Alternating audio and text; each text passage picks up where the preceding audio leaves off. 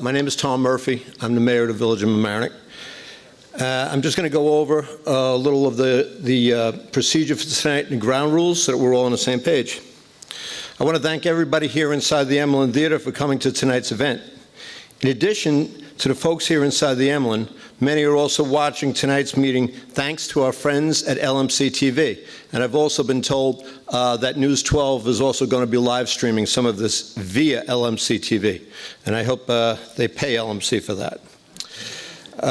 I want to give a special welcome to our Spanish-speaking members of our community. Member of these residents was significantly impacted by flooding, lost all of their belongings, and were displaced for between 3 and 5 months. Thanks to the magic of technology, a Spanish language simulcast of tonight's meeting is happening right now.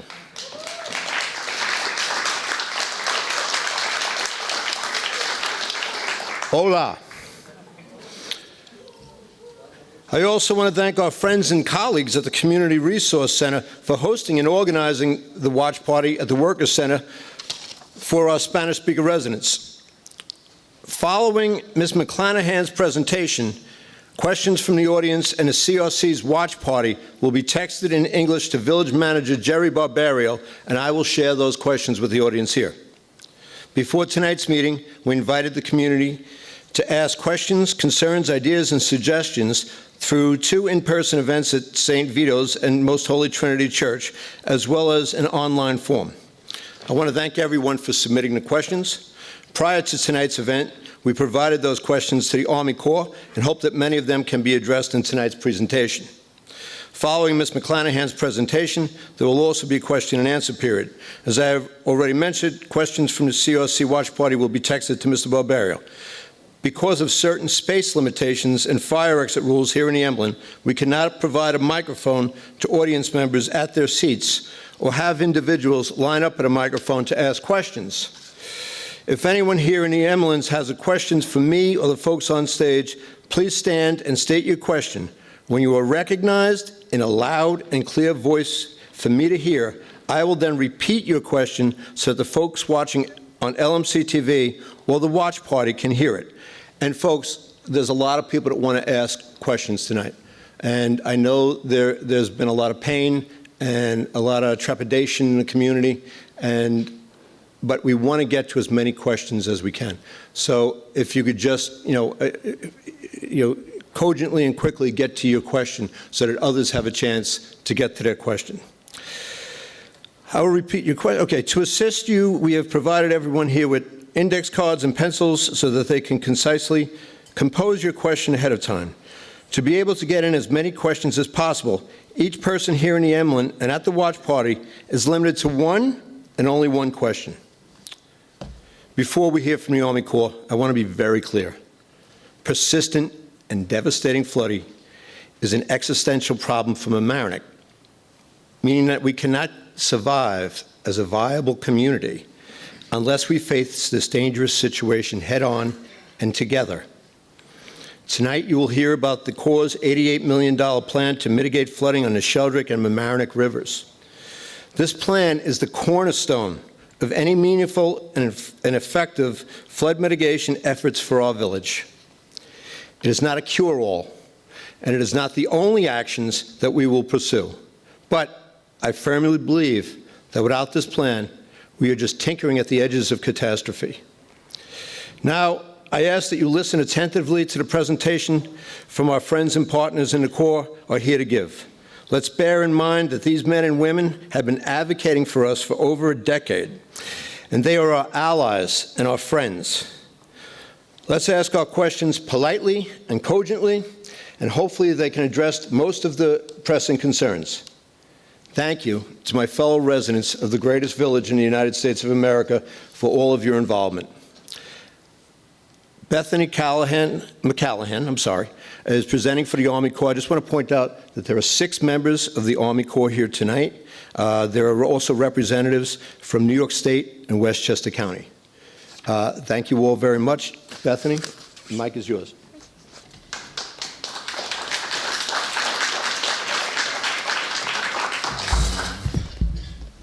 Hi, thank you for having us, and I'm looking forward to your questions at the end. Just to introduce myself, I'm Bethany McClenahan. I am the project manager with the Army Corps of Engineers on this project. With me today, I have Olivia Kackler, who's our chief of the plan formulation branch. I have Andre Chauncey, who's our chief of the civil resources branch, who's going to address any of hydrology and hydraulic questions. We have Ariana Stimful, who's our project cultural resource specialist, and then we have Matthew Voisin, who's our project biologist. Next. So the agenda for tonight's meeting is just the introduction of the team members, kind of go over what is flood risk management, just to get a little recap, background in the study authority that has gone on throughout the years, our project purpose, the problem identification, our authorized plan that we're proceeding with, our project next steps, and then we'll get to the questions. Next. So these are our team members. Our cost-sharing study partners are the Army Corps of Engineers, New York State DEC, and Westchester County. However, we work with our local stakeholders, which is the village and town of Mamaroneck, and the public as well. So we all work together to formulate, this plan to move forward to help reduce the flooding in Mamaroneck. Next. So what is flood risk management? You know, it's supposed to reduce the human and socioeconomic losses caused by flooding. It does not cure flooding, so it will help reduce it. But it's also a joint effort, so the town works together, the state and county, Red Cross, the National Weather Service, us, FEMA, you as residents, we all work together to formulate a plan, a cohesive plan that can reduce the flood risk within the area. Next. So background and study authorities. So this project started way back in 1977. And you can see it's gone out through, you just see the years right here. So in 1986, it was authorized for construction under the WRDA bill. There was a general design memorandum done in 1989 with a detailed design. It was finalized, but then it sat on the shelf. So 2007, with the spring floods and the nor'easters that came through, the flooding focus came to life again. So there was a general reevaluation study that was done because of that design memorandum was so old. So we had to address new projects, new ideas, new flood marks. So the cost-sharing agreement was signed in 2010. The study was completed in 2017, and the chief's report with the authorized plan was done in December of 2017. Then it sat on the shelf. So in 2021, Ida came through. We all know what happened with Ida. So that reinvigorated the flooding discussion again. So we got funding for the pre-construction engineering and design, PED, through New York State, Westchester County, and the Army Corps. That funding, PED, is for the first constructible element. And then we also received DERSA funding for construction, and we'll go into that a little bit later. And now here we are today. So in 2010, there was a public meeting. In 2017, there was a public meeting. And now in 2022, there was another public meeting. And we'll keep the public abreast of the progress of the project throughout the process. Next.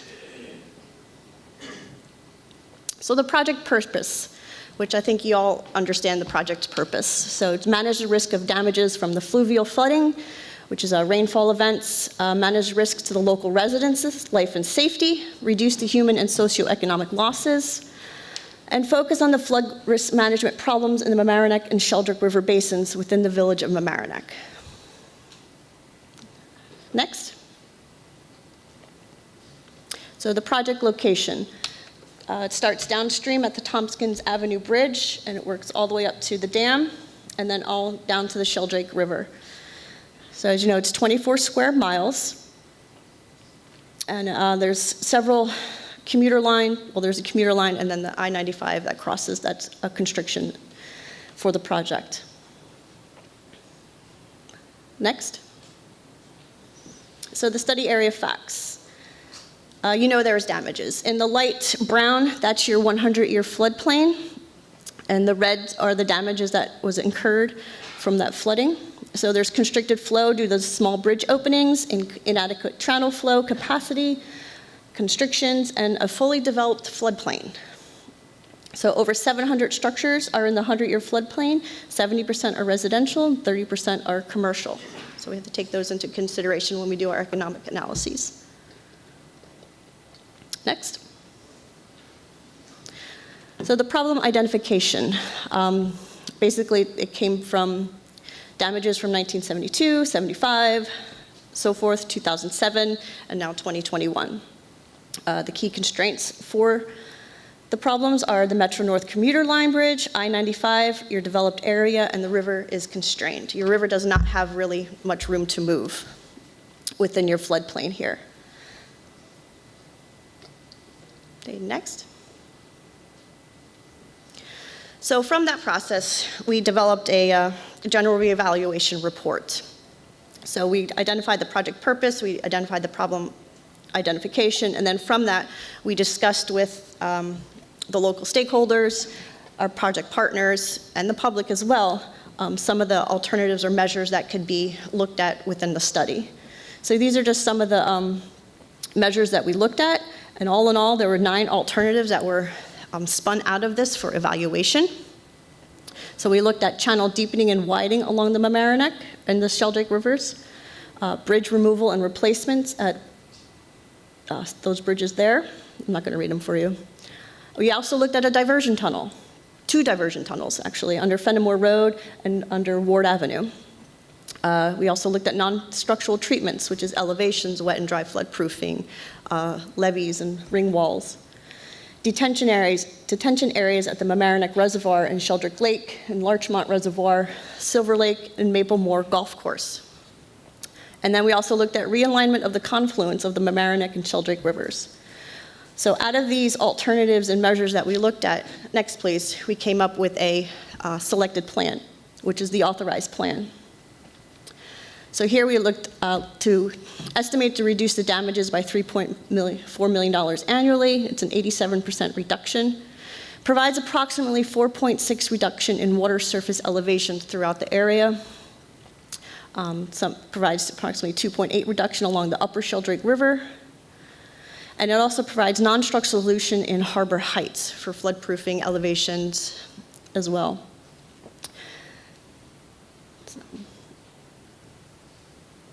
Okay, next. So we're just going to dive into the plan features. So this is along the lower Mamaroneck. We have the replacement and removal and replacement of the Ward Avenue Bridge, and then we have the culvert up there on the right-hand side, and then the removal and replacement of the 2 footbridges. Next. On the upper Mamaroneck, you can see the culvert there, and just some retaining walls and some channel modifications in the blue and the yellow. Next. The bypass culvert just kind of zoomed in there. Next. And then we have the removal and replacement of the Waverly Avenue Bridge and the footbridge there, along with some channel modifications and retaining walls. So this is just a listing of the features that are in the authorized plan. So Ward Avenue was removed and replaced, same with the Waverly Avenue, removed completely the Center Avenue footbridge, and then removed and replaced footbridge 1 and number 2. And then some channel work along the length, along the stream banks, and then the widths of the channels as well, and depths. And then non-structural, there's 8 to 9 structures currently in the plan in the Harbor Heights area. So on the left there, you'll see the existing inundation for your 1% or 100-year storm. On the right here, you'll see the reduction in area for the improved inundation for the 1% or 100-year storm. The level risk. So there was a question that I did see about the 1% or 100-year storm. So the 1% chance you see will flood like the one on the FEMA flood map, which is here. 1% is also referred to as the 1 out of 100 term, so 100-year flood, but it doesn't happen every 100 years. There's a 1% chance it'll happen. So it's very confusing, and it doesn't, if you're my age and say 100 years, you'll never see a 100-year storm, but you do, because there's a 1% chance it could happen within that year. So, Next. So the first constructible element, which is our pre-construction engineering and design phase, which we have been funded for fully, is the removal and replacement of Ward Avenue Bridge, which is the most downstream element of the project. So we like to work downstream to upstream so there's no adverse effects to the residents when we're constructing these elements. So we're working on the design plans and specs, so that we're working on to have the bridge be adaptable for future storm events. So it could be raising the bridge structure itself, but we'll make the foundation more robust in that design. And we're also looking at H&H modeling, which is hydrology and hydraulics, for the entire basin using some of the IDA flood marks and IDA information that we're collecting currently to improve the design as we move forward. Next. As you know, that's your Ward Avenue Bridge. There's the location. Just some information on it. Again, it's fully funded. It's a concrete arch. We know it's listed in the National Register, so we're working closely with SHPO. We do have an MOA with them for this bridge to take some of the historic components of that bridge and incorporate them into the new design. Next. So the authorized plans is expected to have a long-term benefit to the economy, income, housing, and other structures, and environmental justice communities due to the reduction in flood risk and the various costs associated with the flood damages. There's short-term, minor, and long-term minor and moderate adverse impacts to aesthetics during construction. I think that's normal in any type of construction project moving forward.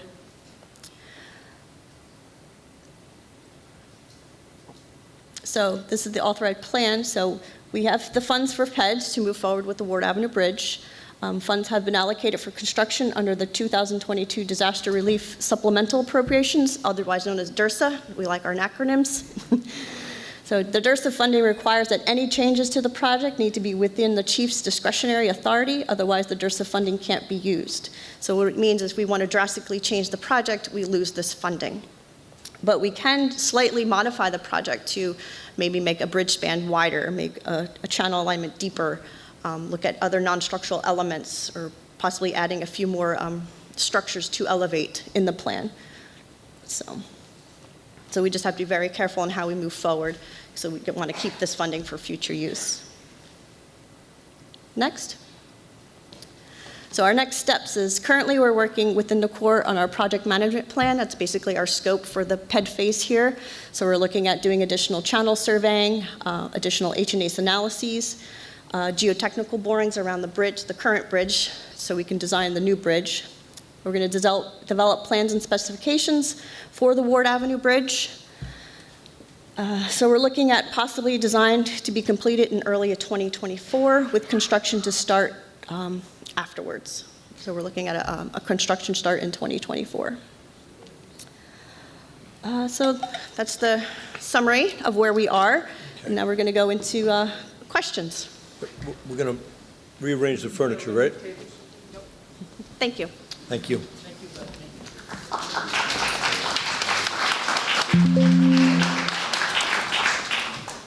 All right.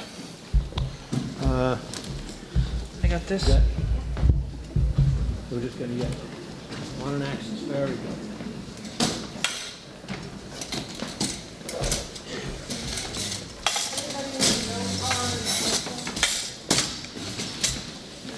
All right. Am I going to pick who's the questions here? I'll give you all a minute to get. So.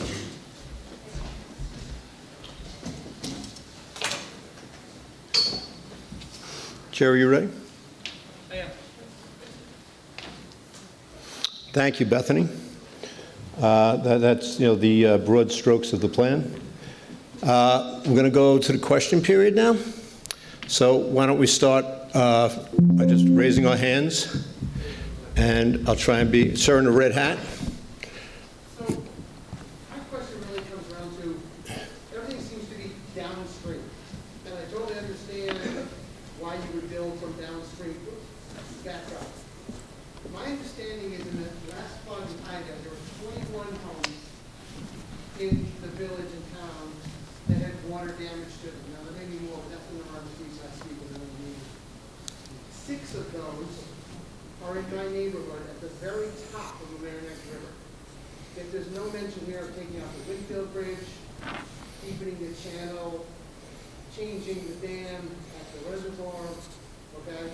There was 8 feet of water outside my house the night of Ida. I have a picture of the basketball court across the street where it's 1.5 feet from the rim.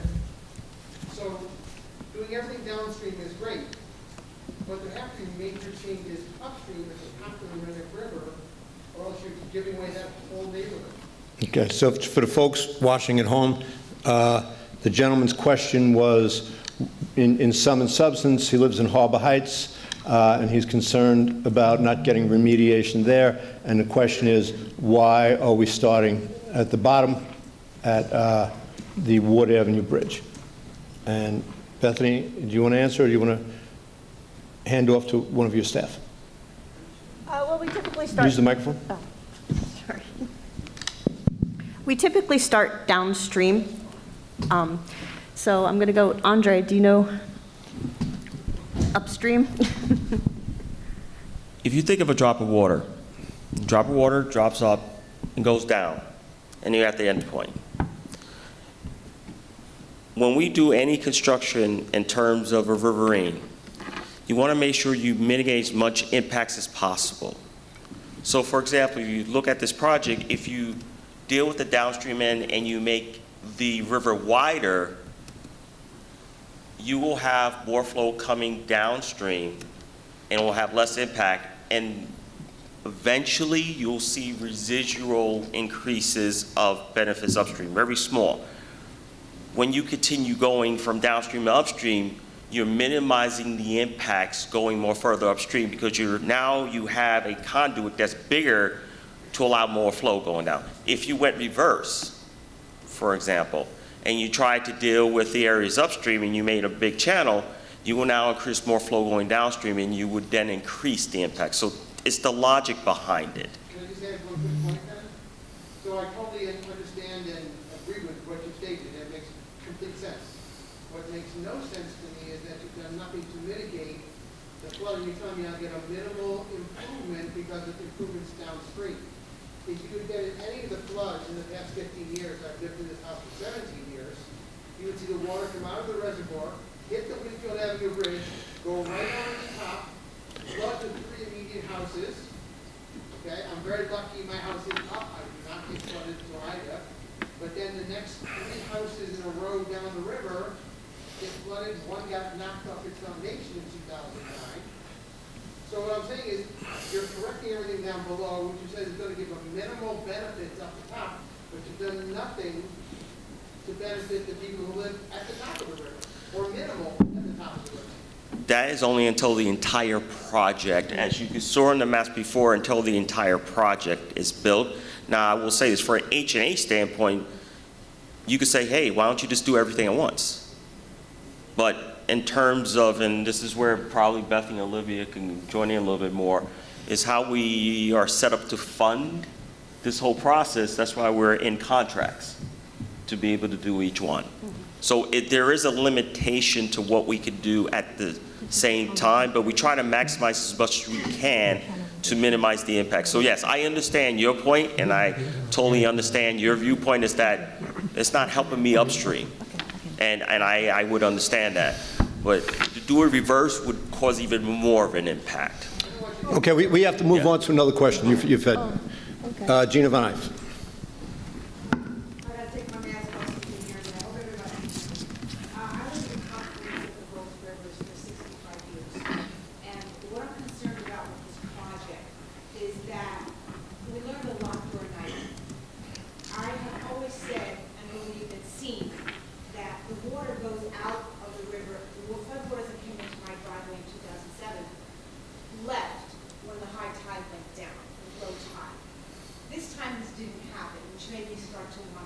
Then we learned that there was a shed stuck in the Jefferson Avenue Bridge, which was made wider and blocked half of the bridge, which I sent you pictures of.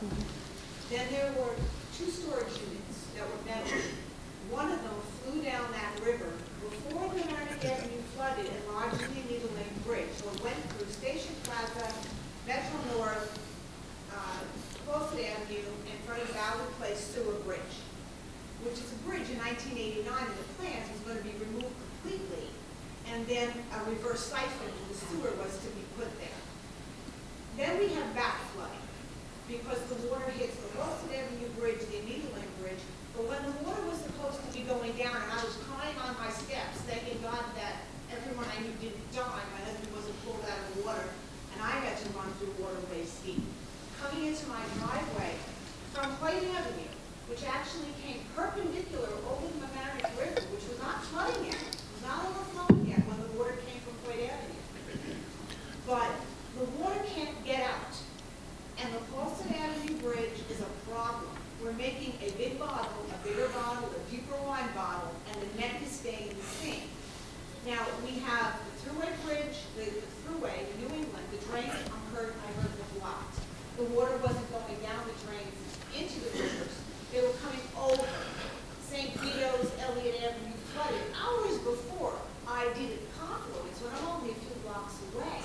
Because that water was coming underground, above ground, and somewhere over White Avenue. I'm sorry, Ms. Von Eyck, could we get to a question, please? Yes, the question was, in this whole project, for everybody's benefit, Harbor Heights up, starting at the top, taking out the reservoir, deepening it, dredging it, and taking out the Halsted Avenue Bridge, widening it, and taking out the Valley Place Sewer Bridge, might be giving us the best relief and the fastest relief before you can start digging and putting walls. Okay, I have to repeat the question, and the question is then going to be translated to the folks at the CRC. I believe the question was taking out the Halsted Avenue Bridge, just repeat the bridges, the dam,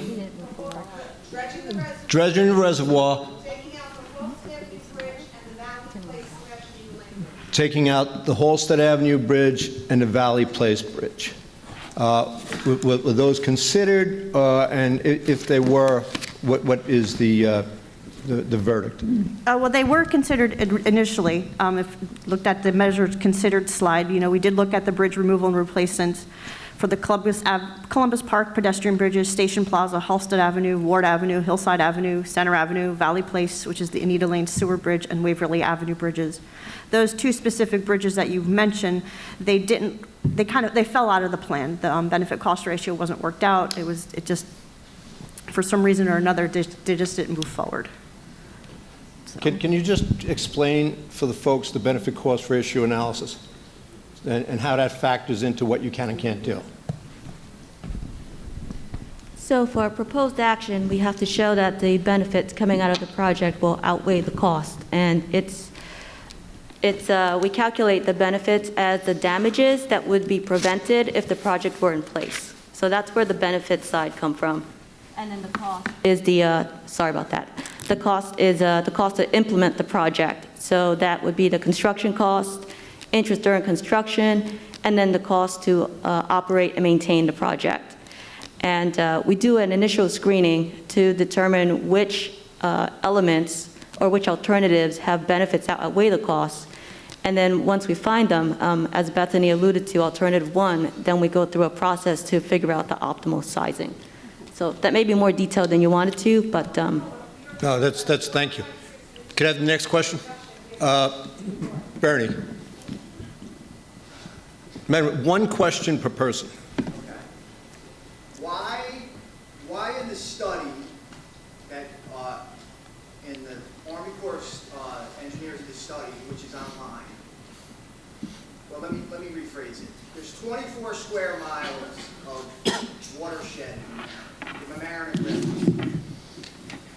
Online it shows that it only studied the confines of Mamaroneck and Larchmont. It did not go past the reservoir. You guys did not study the reservoir. You didn't study all the way up to Rye Lake. This river system goes all the way to Rye Lake. My question is why didn't you study it, and why isn't, how come the county, where is somebody from the county here? There's two representatives from the county here. Why is the county not getting involved with this project? Why does Mamaroneck have to take on the whole burden of all of this money? Because this water comes from White Plains, Scarsdale, Harrison. It comes from all up there. You guys, now online, it shows the study. It's in red. And it does not go in those towns. It does not, I don't know what the amount of water comes off of 95 in Mamaroneck. It's like so many millions of gallons, or whatever, thousands of gallons per second. Do you guys realize that 287 dumps right into the Mamaroneck River, upstream? Okay, So my question is, why didn't they study it? Why isn't the county involved in this? And why is Mamaroneck taking this whole burden on? This has to be, Okay. this is a county-wide problem. And my last question is, you get one. You get one. If I start that, we'll be here all night. Okay. I got a question for him. All right, Bernie, the rules are the rules. Okay. Sorry. Let me just rephrase the question. The question is, why wasn't there more work done or studies done above the dam in the areas, in the communities that are contributing? 24 square miles. Bernie. In the areas that are contributing to the flooding, Harrison, White Plains, Scarsdale, all up the line. But I do want to point out, before somebody answers that question, that tonight in the audience we have our county legislator, Catherine Parker, here, who has been advocating for us, and we have a representative from George Latimer's office who has been involved in the planning with the DEC and with the Army Corps. So to say that they're not involved, that we're going to call on them later for more money and more work, but they have, had a hand in this. I just want to point that out. So the question, and especially to our folks at the CRC, so this could be translated, why wasn't more study done keeping water from the community before the Mamaroneck, Westchester Joint Waterworks Dam and the old Mamaroneck Reservoir?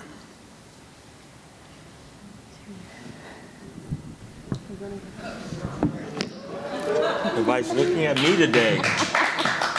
All right, so Let's be respectful and let them. you're going to have to back me up because you know how we do our studies, okay? When we first start a project, we do a study area with just the whole watershed. Within the all watershed, we make sure we define all H&H features within the watershed, okay? So that's the study area. Then you focus on the project area, which is different than the study area because the study areas, we make sure we encompass everything within the watershed. I just need to finish. Okay? Now, the project area has been defined for various reasons that I'll let Olivia kind of elaborate a little bit more. We make sure we get all the H&H data available. Now, I'm going to put a caveat to this. And I know this is one of the things I'm hearing in the back of my mind, I'm going to say this, okay? There have been, in my experience, within a lot of these public meetings, concerns about localized storm sewer impacts or localized draining, okay? Developments that within a particular watershed, are they doing their responsibilities? I'm not going to touch on that, but that's part of the challenges that we deal with in terms of Corps of Engineers, in terms of trying to deal with the localized changes that goes on within a watershed. So let's say you had a forest and someone develops a multiplex complex and changed it from an area where it could saturate water to now is 100% pervious. They're responsible to making sure that there's no net change in water. So, what I'm saying is that, from my understanding throughout the whole analysis, we try to use as much information that's available to come up with the best H&H results as possible. So I'm kind of going to end it on that note, but I'll let Olivia deal with the project area because that's more of a planning sort of process. In terms of how we define the project area and how we come up with solutions in the project area. So I'll let Olivia continue. May I ask just a very simple question because I'm ignorant? What is H&H? Hydrology and hydraulics, I'm sorry. Hydrology and? Hydraulics. Thank you. Does everyone else know that? Sorry, I apologize. Acronyms are killers. Now I'm going to ask my different question. So the short answer is no. All right, It is that. let's stop calling off from the audience. All right, let Olivia answer the question. Olivia, go ahead. So the overall model was built for the watershed, as Andre described, and as he indicated, it's for the overall watershed, but as we moved over to look at things we could do, it focused more on what we call a project area, which is how we developed our measures. I would like to add, though, that if you're describing the runoff that's coming off of the highways, that's, it's not just the Army Corps that's going to come in and solve that problem, that some of these flows can also be addressed through non-federal or local measures as well. So that is probably a more effective way to address the runoff issue. We deal with the riverine the flooding coming, overbank flooding from our water bodies. And I just want to point out, as I started this tonight, that what you're doing for us is the cornerstone of a flood remediation. We have a part, the county has a part, New York State has a part. You're the federal part. I just want to point that out for everybody. This is not the end of the game.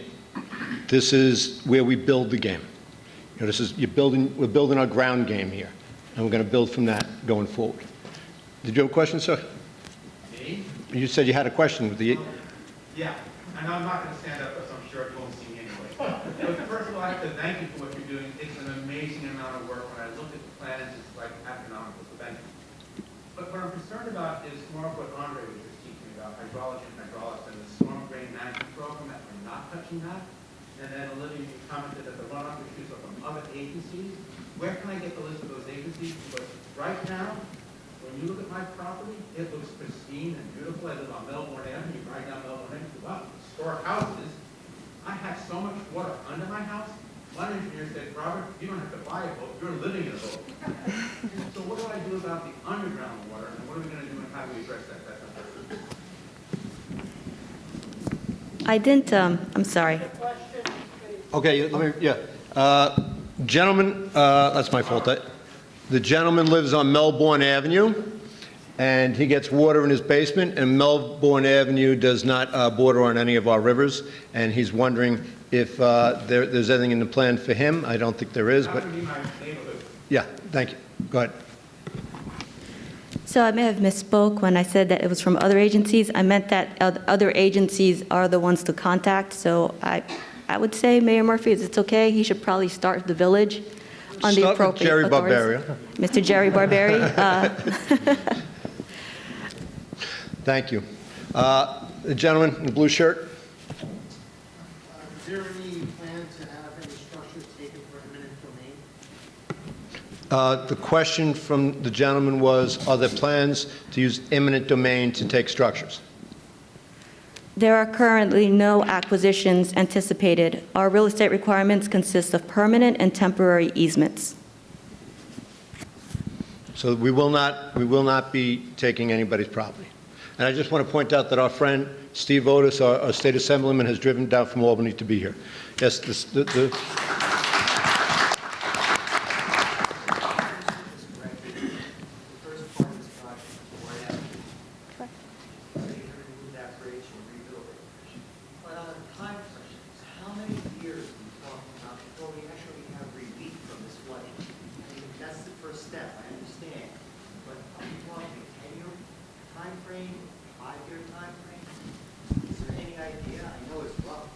Okay, let me just translate. Let me just relay this to the people at the CRC.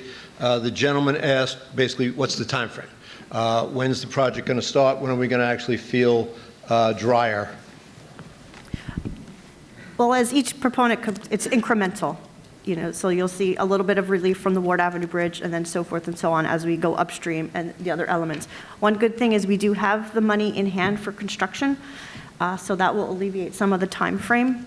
So as we're halfway done with the plans and specs for the Ward Avenue Bridge, we'll work on a project partner agreement with the state and the county to start the other elements of the project. So yes, it's going to take years.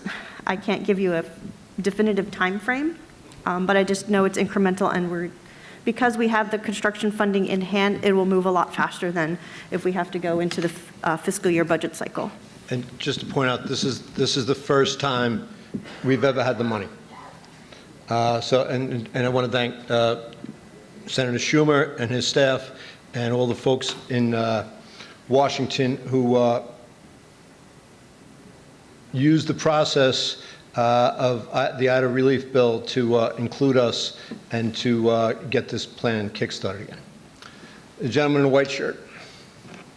So speaking of money, obviously inflation is at an all-time high at the moment. So I'm just curious with, say, the 90 million roughly that was approved, let's say you're X amount of the way down the line in terms of the scope of work, and then escalation of costs, you run out of money, what happens then? Now on the flip side, let's say you're more efficient than you realize, are there like ad alternates where you would be able to do something that wasn't in the original scope of work, or how does that work? Let me just, the gentleman asked what would the impact, in sum and substance, what would the impact of inflation be on the plan? If inflation keeps rising, would that mean we'd be able to do less, or be required to do less? If we have a deflationary situation or things come in well under bid, would we then be able to do more? So we do take into account inflation as we have costed this out, and we do have a 902 limit that accounts for a 20% increase that we could tap into. But none of the elements would be dropped from the project. However, if everything comes in under budget, nothing can really be added.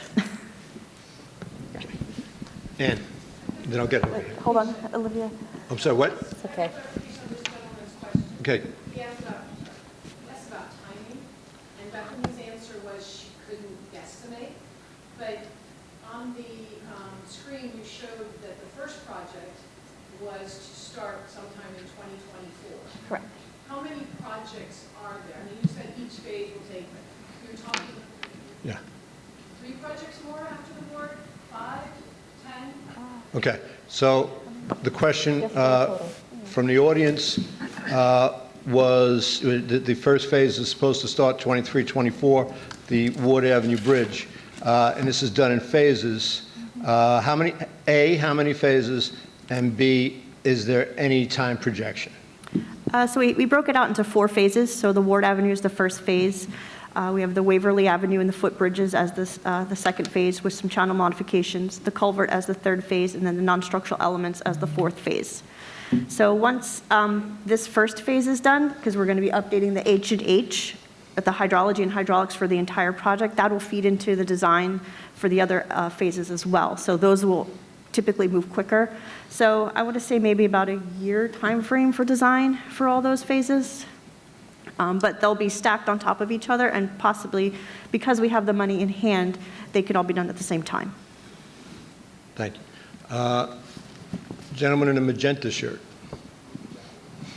To piggyback on the timeline question, first I want to say thank you all for your time and your dedication.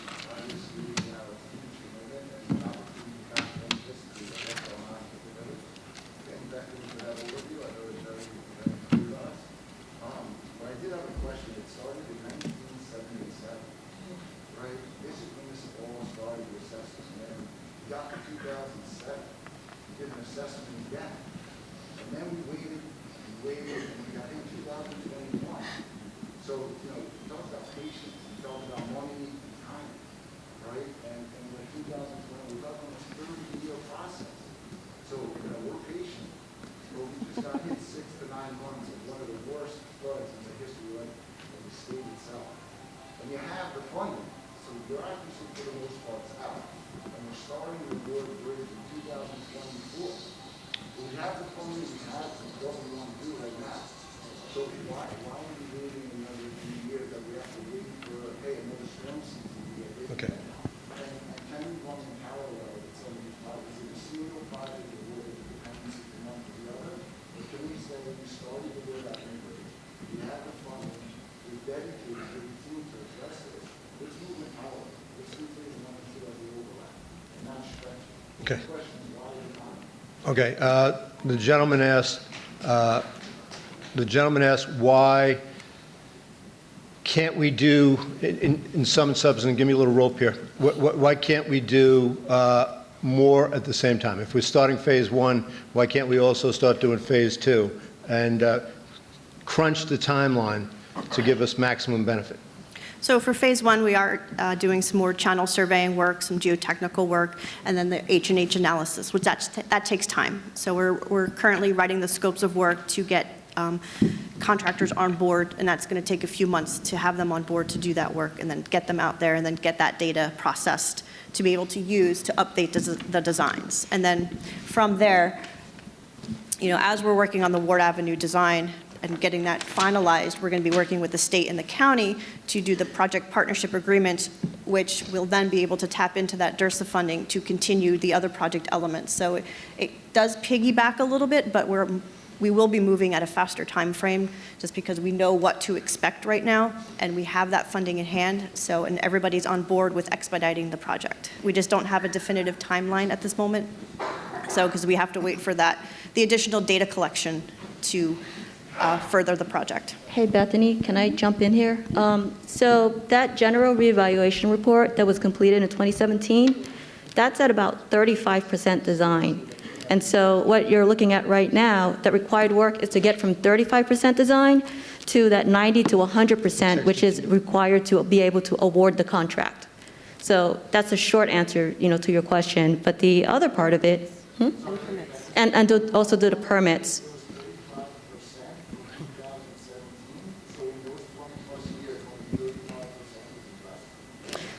The effort that concluded in 2017, we started that study in 2010 after the 2007 storms. It took a while to get the money lined up. That's why. We didn't get the money lined up until a few months ago.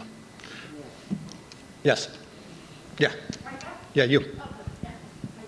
Hi, how are you? This is my house, right? And this is down from Ward Avenue Bridge. This is Tompkins Avenue Bridge. That's my house. I'm hearing nothing about the Tompkins Avenue Bridge. It's the bridge south. Yes. The question is Tompkins Avenue Bridge, which is behind Mamaroneck Avenue and south of the Ward Avenue Bridge. It's not included in the plan, and why is it not included in the plan? This is Dan Sonoff, our assistant village manager. As far as the Army Corps plan, the project limit ended right before the Tompkins Avenue Bridge. But specifically as it relates to the Tompkins Avenue Bridge, it did experience a lot of damage as a result of Hurricane Ida. We are working with FEMA to replace the bridge. We are trying to include that as one of our public projects to undertake. In terms of the FEMA process, usually what they do is they will give you money to restore it to its pre-existing condition. We don't want to restore it to its pre-existing condition. We want to install and construct a new bridge, which will maximize and complement the benefits of the Army Corps project. In order to do that, we have been working with FEMA. What they asked the village to do was to provide a scope of services and a budget for the replacement of the bridge in both for the pre-existing condition and the improved condition.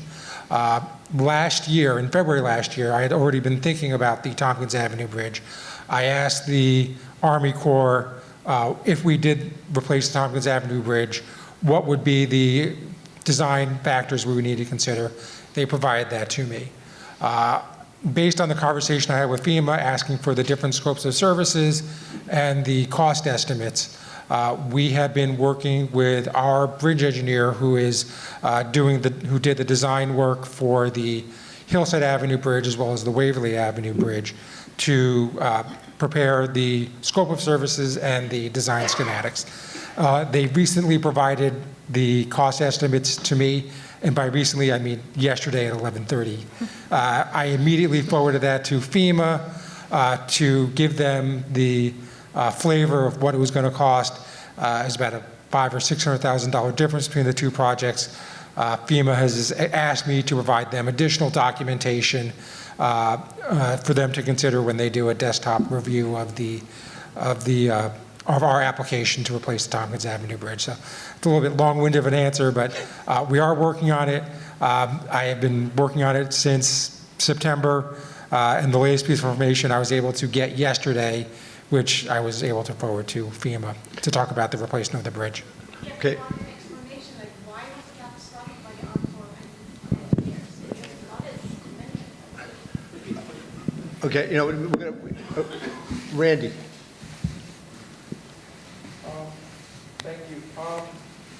It seems like it's going to be a risk of maybe another flooding during the ongoing project.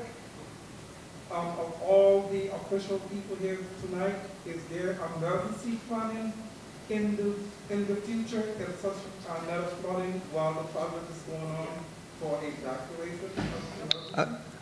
I'm going to let, the question from the member of the audience was, is there an emergency plan? Because, there's always a chance, sometimes a better than average chance, that there will be another flood. And I'm actually doing this for people in the COC. And what are our plans to react to that flood? So, Randy and everyone, earlier this year, when we were putting together the budget, we created an emergency management team with members of staff as well as every department head. It was the same team that was put together in the very early morning hours of September 1st, September 2nd.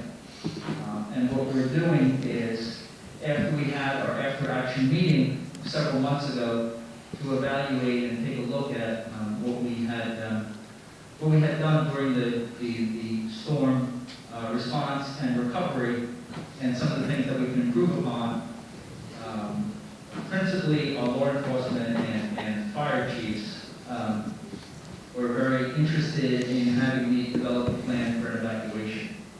And so I'm working on that now. I'll be working on that into the next few months with staff, but there may have to be an all-out evacuation in the future when we are told there's going to be a big storm like that. And that's going to be a difficult thing for people to leave their home and leave everything behind. It's also going to be a very difficult thing to deal with when we have a Henri situation where we're told we're going to have a devastating flood and we have a little bit of water. And then a week later, when we've had something where, oh, this is just going to blow over, and in fact, it's the worst flood that we've ever had. So that plan will be put together. We will have people from the county and the state help us and work with us on that. And it'll be our elected leaders who introduce me to the right people to make sure that we have the information that we need so that I can make that call when I need to make that call.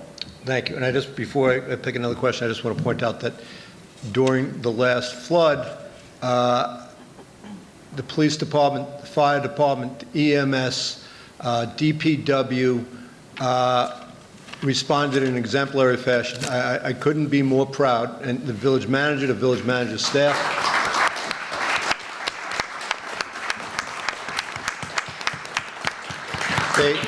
They truly saved lives. They risked their own lives for days. They risked their health. Many of them worked 14-hour days back to back for weeks, and some of them actually did get sick. We are blessed with who works for this community and who volunteers for this community. Mr. Castorella, I noticed your hand.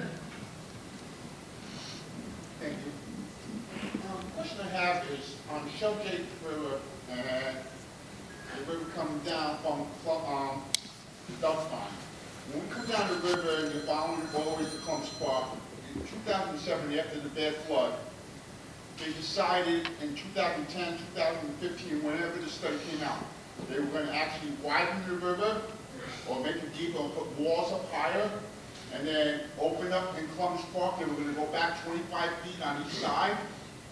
Is that still in the plan to make that big like that, so when the water comes down, it runs easier? Okay, the plan, the question, Barry, and correct me if I'm wrong, is the river going to be widened in Columbus Park? And The wall's going to be up, or there's some kind of blockage going to be up, so where the right. are now, it's going to be a little higher. Are the banks going to be widened and raised? Thanks, Barry.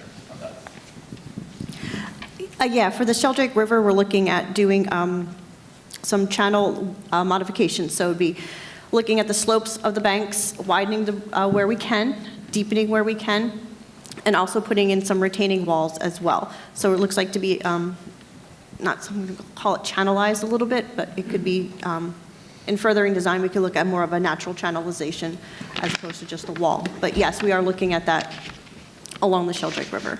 That is part of the design. Are we also going to open up Columbus Park to make it more wider so the water can run down, or are they going to leave the way it is? They're putting a tunnel under the parking lot to take out that big bend. Yeah. I just want to talk to the folks at the CRC who are watching, our Spanish-speaking friends. If you have questions, there's a person there who will take your question and they will relay it to Mr. Barbario, and Mr. Barbario will give it to me and I'll ask it for you. So please, if you're watching from the CRC and you have questions and you have concerns, please know that your voice should be heard here also. Yes, ma'am? Not a one, I'll get to you next. Yes, you. First of all, thank you to everyone who put so much time into it as well. Could you stand up and speak up, please? I'm sorry, I'm hard of hearing. I have one observation and one question. In your first slide, Bethany, you talked about 4.6 foot reduction in the water. But in the video we saw when we walked in, it seems like the water level was 10 feet. So 4.6 foot reduction concerns me that we're going to go through all this and we're still going to have 6 feet flood. That's the observation. And then the question is, you also have in the picture column, could you just describe what that is, where it is, and what that is? Okay, the question was a two-parter. The plan reduces flooding by 4.5 feet, but like I said, it's the beginning, it's the cornerstone. And so, that obviously doesn't fix everything, but you covered that in the beginning. And also, she was talking about the culvert. So the culvert runs through Columbus Park. It's going to be an open culvert. So it's basically going to take some of the overflow from the river, put it into the culvert, and put it downstream to alleviate the flooding in that area. Flood risk reduction projects do not take care of all of the flooding. So it's possible that you will get some flooding, but we're here to reduce the flooding and reduce the damages affected by this flooding. And also, just to point out, that was our worst flood ever, right? And maybe it'll always be our worst flood ever. But we've had other floods that are quite devastating at 4.5, 5, 6 feet. Former Mayor Rosenblum? I'd like to preface before my question is if there's any group that will afford flood mitigation in the village of Mamaroneck, it's the Army Corps of Engineers, so I thank you for your expertise that's going on. On a pragmatic basis, I would like to know, do you have the legal authority, or at least help the village and the county, and perhaps the state, but particularly the village and the county, to be able to go after up-county municipalities, and be able to stop and ensure it's something exactly Andre said, that you can identify an area, but we do receive the floods for 24 square miles. and I'm going to give you the prime example right now, is Harrison starting to build a series of houses right above where the Westchester County, Westchester Joint Waterworks. Waterworks is. How can you help us sue and demand Trump County to have retention so we don't receive their garbage? Okay, the question was, can the Army Corps or the state or any higher authority than the Village of Mamaroneck help us recover monetary or damage, or maybe preclude our upstream neighbors from dumping any more on us? The Army Corps cannot help with that, unfortunately. Sorry. Okay. Thank you. Okay, we have a question from the CRC. In the analysis and study of the project and the potential removal of the bridges, mainly Center Avenue, did they take into account the impact this would cause to the community, family members who do not have cars or other means of transportation and rely on these bridges to walk to work or school?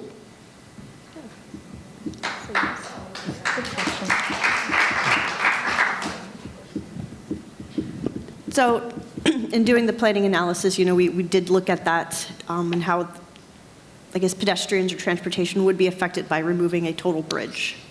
So I don't know, Olivia, do you have any more detail? And I would just like to speak to that for a second. I understand that people get attached to their routes and to their routines. The Center Avenue Bridge, for those folks who don't know it, is just a pedestrian bridge. It's been closed to traffic for as long as I've lived in Mamaroneck.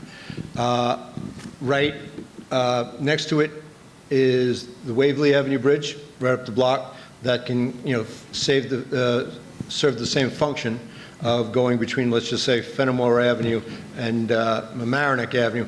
And then just north of that is Papes Park, is it Papes Park? I'm sorry. Bud Walker Park, where you can walk through to get to Fenimore. So I understand that might be an inconvenience, but this is one of the sacrifices we'll have to make for flood mitigation. But there are other routes to proceed in that area. Mr. Mayor, with the replacement of the Waverly Avenue Bridge, that will incorporate new sidewalks.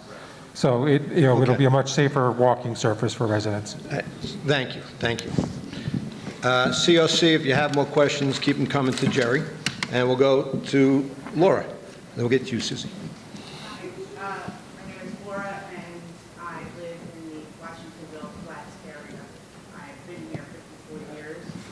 We have always until 2007, we only had flooding from the aquifer, from the ground. This was astronomical. My home itself received almost 8 feet of water. If you go down to Plaza Avenue, where the brook or the shelter is at that point, that's Plaza Avenue, and the street sign is at least 11 feet high. We measured from the brook over that, water came up over the ravine above that sign. We are blocked in that area as far as the train station on Hoyt, the water coming from the highway. But I'm circling back to what you said, Mr. Chauncey, in regard to, for lack of a better term, irresponsible building or buildings that should not be in a floodway or a floodplain. How are you, or how are we going to handle buildings that are literally, for decades, been hanging on the edge of that brook, that are acting as a dam and forcing that water back in to a neighborhood? And how is that going to be addressed? And is that something you will address when you are doing the rivers and the streams? Because there are several buildings causing us to be in circles, and it's pushing back. And at about 10:30 that evening, that water came rushing at us from 5 different directions, from up county, from off the highway, from what would be the brook and that transfer station acting like a dam, from what is the Mason and that's Hoyt Avenue. We were surrounded, and it came forcefully, knocking us off our feet. So these buildings are not allowing river flow where it has two choices, it's only allowing one choice, and that's to flow back in the direction of us. How are we going to prevent that, and what sanctions do you take as the government to ensure that those buildings are removed, or there's a responsibility in removing them to better serve what your project is? So for the folks at the CRC, the question is, the buildings that abut the rivers and don't allow the river to effectively overflow its bank and push the water in the other direction, mostly to the residential area.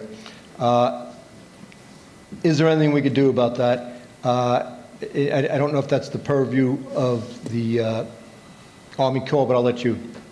Wait, before that, I wanted to throw in the 2.8 at that point, saving us 2.8, and there probably were about 25 feet at that point. How are you going to re-gauge that 2.8 in a different direction? Because that 2.8 has become a very low number at the gravity of the water that actually was there at present. Okay. Give him a chance to answer. Go ahead. I'm going to ask this from an H&H perspective. Hydrology and hydraulics perspective. I got to talk about acronyms. I got to act like I'm with the public and not in the government. Sorry. One of the things that is going to be very important, that I think is going to be critical, that we knew coming into this, is the question of, are we going to look at IDA? Are we going to look at the impacts from IDA? From a hydrology and hydraulics perspective, the answer is yes. Flood marks are going to be very critical to get the most accurate model results that we can. Within the model, we can see any sort of, let's say, restrictions that's going on and maybe even new ones. One of the things that has happened over the past 10 years is models has been more advanced, more updated, more information could be put in there, terrains could be put in there. We could put a lot of information in. And we can kind of zero in on the areas where, okay, this is where the project is going to be, and this is what the efficiency of the project will have. And then we might see things here and there that might be like, this is where we go back to that discussion of what tweaks could we do within the authorization. But the only thing I could do from an H&H perspective is, hey, I see some things going on here. What are we authorized to do? So I will do the best that I can with the information that the town can give me. And I think that's the best way I can describe it.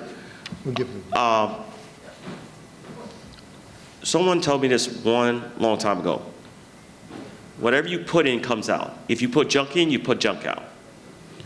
The more information that town can give me to more accurately represent the hydrology and hydraulics, the better I can get my answer. This is a new, brand new study in terms of H&H. We're trying to update it. The idea is the question I've already been answered from my higher ups. So the more information the town can give me, the better I can make my model, and then we deal with some of these issues that's coming up even in these questions, that I get a better idea of how to proceed. But again, we're still confined. Now to answer your other question, in terms of if I see obstructions in buildings, well, can I remove them? That would be an authorization question, which I don't have an answer for, and I don't know if we could do anything anyway. So I will leave it over to Olivia.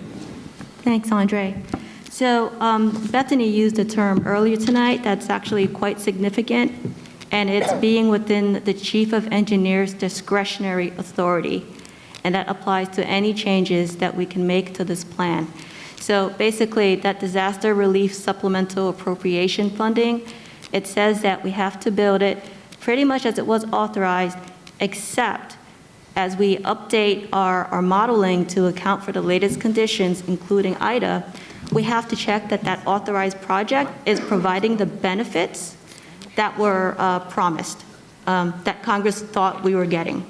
And so when Andre updates his hydraulics and hydrology modeling and he finds that under the latest conditions, they're not, that it's not providing there's more, like as you were telling us, more water than we're anticipating, then we can tweak the project, maybe a deeper or wider channel, or if we're looking at structures to be treated, and by that we mean elevations or ring walls, then that is within the chief's discretionary authority. And we can look into that. Okay, thank you. I mean, I think part of the answer here too is, to paraphrase Pogo, we met the enemy and he's us. We did this to ourselves. We built right up against banks, and we didn't consider the effects of flooding. But her hand was up. Former state senator and former mayor of the village of Mamaroneck, my friend Susie Oppenheimer. I'm actually here for Shelley Mayer, also your state senator, who worked closely with Steve Otis, your assemblyman. So I have two jobs here.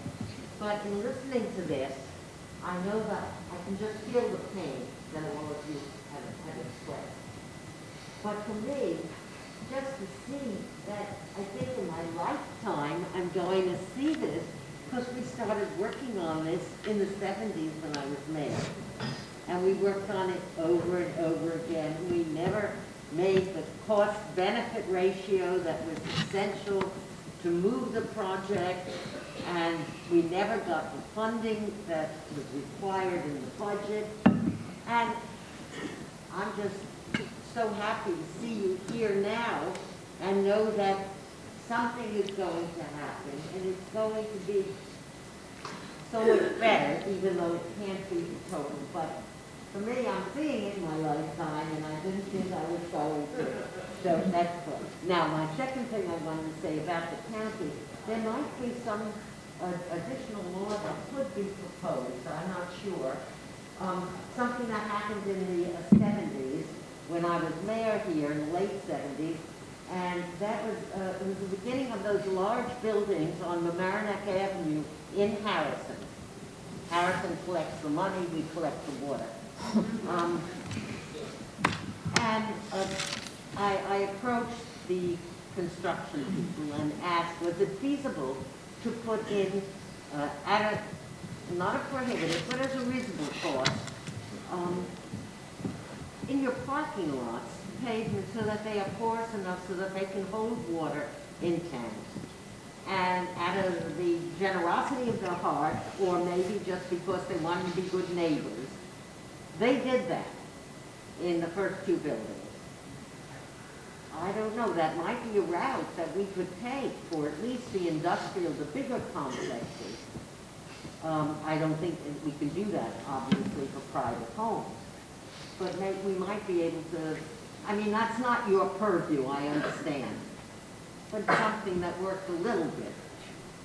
So that's something the county might be able to help us with. We'll talk to the county about that. Kate. Yeah, so my question is really for Mr. Chauncey. In your plans that we've seen in the past, there's been a tunnel underneath Columbus Park. Now I hear it's referred to as a culvert, which is open air. And there was also the mention that there was very little place for the river to go because the floodplain is built out. But in Columbus Park, we have floodplain there that is parking lot, it's village-owned, impervious surface.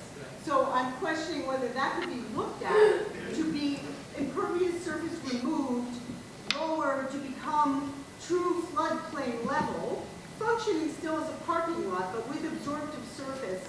And then the culvert goes deeper. So it is more cheaper, not a tunnel. Tunnel is going to capture, like Gina mentioned, stuff, that's coming down, it's going to be trapped. A tunnel is going to capture things, it's going to get blocked. But this might be a solution. So is this going to be a variance from your design that we can't look at? Or is it a tweak that would be more environmentally sensitive and give you floodplain area for the river to overflow in and have the potential to be absorbed? Could you sum that question up for me so I can repeat it? It's about tunnel or culvert and turning the parking lots of Columbus Park into permeable surface so they can function as a floodplain, which they are. Okay, thank you. The question was, can we make the parking lots well, of course we can, but can we make the parking lots in Columbus Park, the village parking lots of pervious surface, and then... And lower them, and then make them part of the floodplain, and then deepen the tunnel. Okay, I can talk about things about the covert, tunnel, underpass, however you want to phrase it, because that's part of the course project. I cannot, and we don't have the authorization to even touch the parking lot. That would be something that, if that's a great idea with the town, I think that's something you have to go through your proper representation here for that. But the covert itself, like I said, it was set up in a way that tried to maximize the flow from the Mamaroneck, and instead of it going through that little bend, it goes straight through. Maximizes the opening that you have right now between Halston Avenue and the railroad station opening. So at least it's going to remove that buildup to a certain extent and get more flow rushing through. Now, what we could do is tweak it to see if we could get a little bit more out of it. If we could go a little deeper, we could definitely control that. Can we make it a little bit more wider? We could definitely control that. So the covert is in our control. We can see we can treat. It's not a tunnel. No.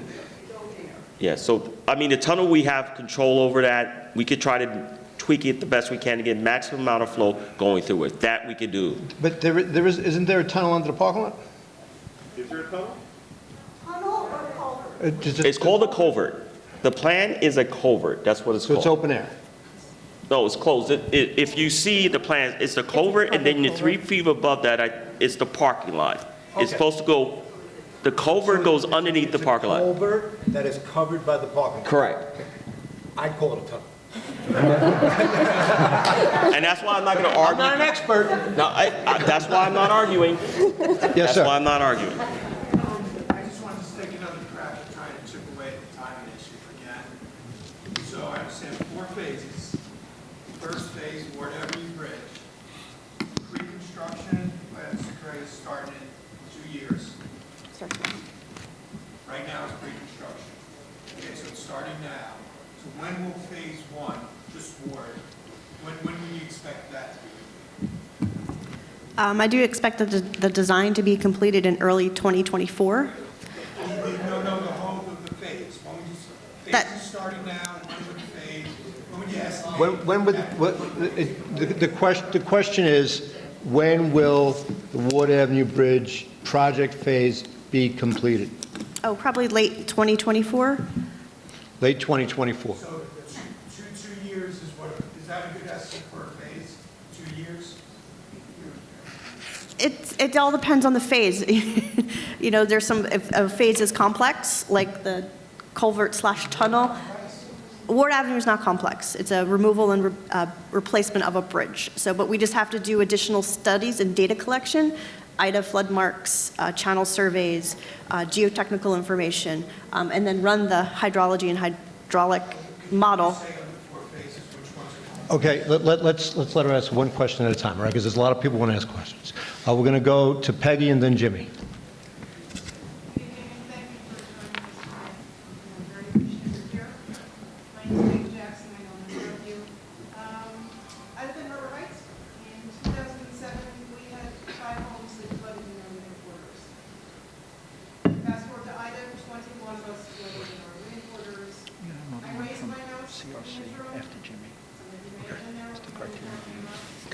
I'm 6 feet over the base flood elevation, and I still flood in my neighborhood. So my question is, are we better using these funds to channelize the river and trying to help more residents? Because how do you say to 20 people or 18 people who flooded in their living quarters, we're going to raise these other houses, but not yours?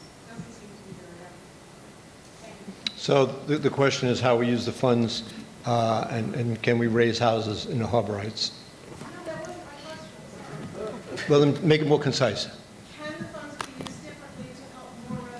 Can the funds be used differently to help more residents? Basically, do another plan.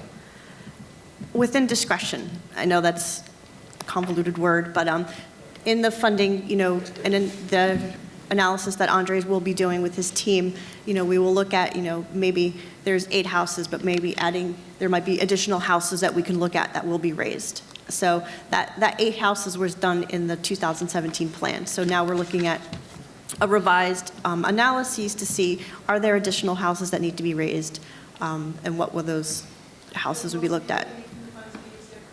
One question. Jimmy. First, I want to thank you guys for being here. We've been waiting a long time for this.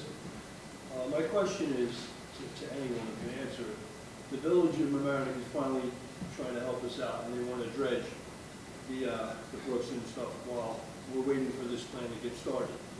And I know some people are giving us a hard time about it. I don't understand why. So I want to ask you guys, by dredging our brooks, will that help us a little in the process while we're waiting for you guys to start this plan? In any kind of maybe smaller flooding? Let me repeat it for the folks at the CRC. The gentleman asked, the Village of Mamaroneck has a plan in place to do some $1.3 million worth of cleaning the streams, dredging the streams, especially from the damage that was done after Ida. Would this be helpful? And we're not doing it in areas where you're going to work. No, understood. Anything that will, let's say, do a better job in areas to convey water to the Mamaroneck and Sheldrake, if it benefits you, then that will be a positive component to what we're trying to do. Because the bottom line is that if you can come up with better ways of, let's say, upgrading your storm sewer system, upgrading little brooks here and there to get more conveyance to the main river, now obviously you will be adding more water to the main river, but because the project itself is trying to really magnify that water level, every little bit will help to be able to mitigate holistically, as the mayor said, which I agree with. This is the beginning point.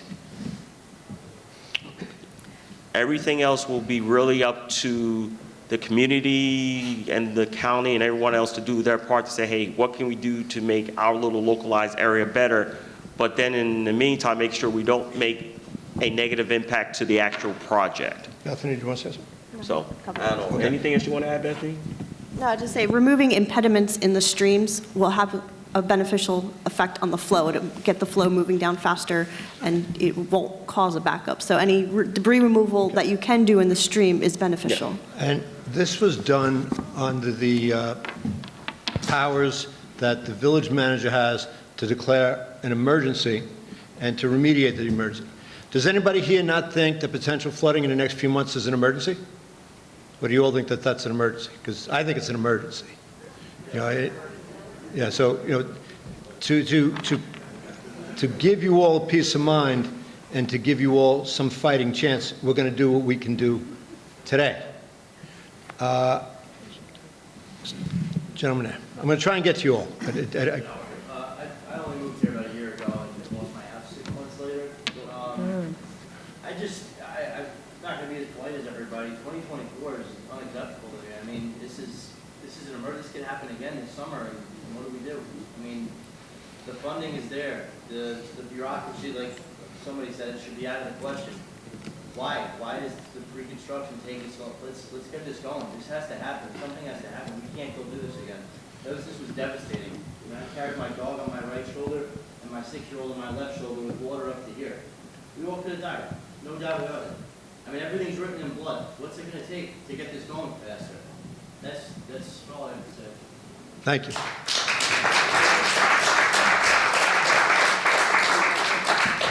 Okay, I have a question from the COC, and then I'll get to people in the audience.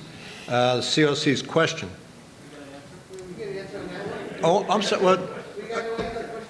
Was that a question? The timing.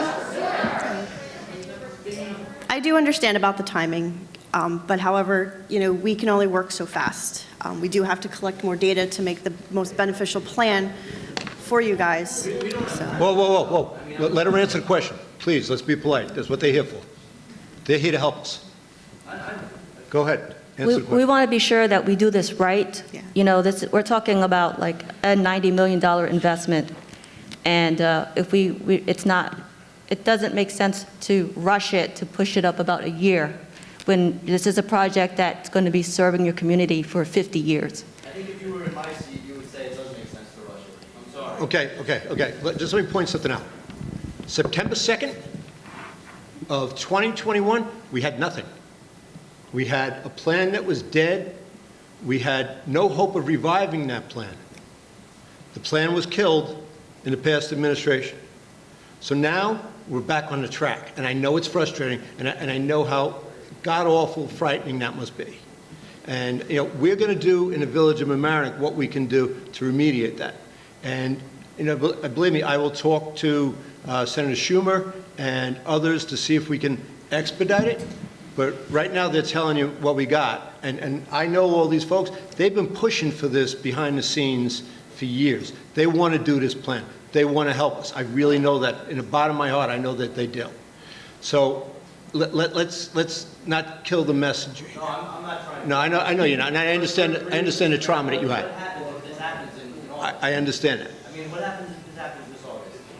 What's the answer there? How do everyone look us in the eye and tell us everything that could have been done was done? I don't see it. Jimmy, I'll get to you. Let me get to this gentleman first.